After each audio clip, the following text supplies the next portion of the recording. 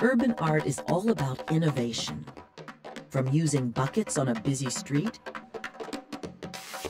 to filling an art gallery with local graffiti, to mixing jazz with spoken word, inviting us to listen with new ears, to look with new eyes. Wander down this train tunnel in Washington, D.C., and you'll discover the bold colors of urban graffiti artists. It is Washington's Wall of Fame, and Nick Posada's work is here. But unfortunately, the art he's created has been covered by other people's graffiti. This is what happens when nobody respects any type of work that someone spent their paint and their time on. This is what the Wall of Fame in D.C. has come to.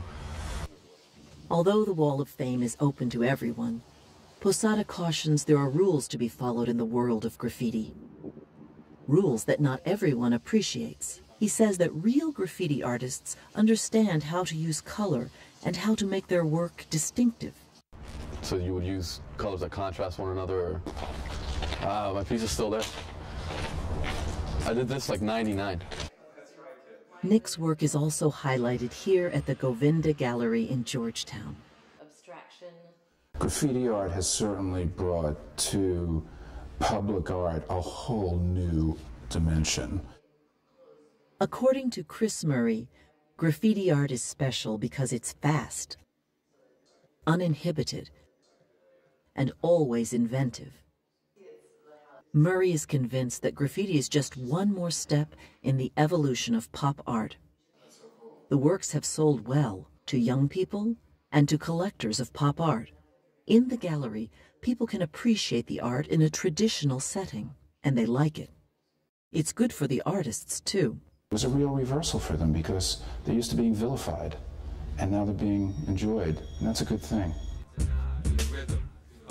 People are beginning to appreciate the talents of Yafer Barron, too. The 28-year-old trumpeter grew up in this neighborhood north of Philadelphia. Both his parents are jazz musicians, but Yafer chose to mix more traditional, classical forms of jazz with the rap and hip-hop music of his own generation. His first CD is an innovative mix of both worlds. I like to think, the whole creation, it's all about music to me, you know what I'm saying? And I believe that the Most High is a musician. I guess it came from, my exposure to hip-hop and poetry that comes from that, and, some friends of mine. Yafer now plays in clubs in the city where he grew up. He also now has a deal with a major recording company. The stories of how these two artists developed, one musical, one visual, are not surprising to art history professor Don Kimes.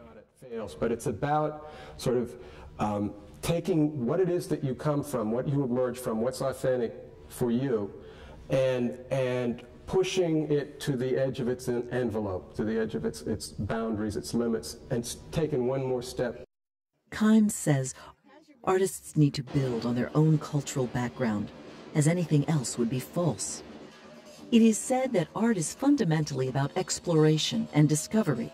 Urban artists, whether musicians or painters, can take us to places we've never been before, even if it's as close as a nearby city street.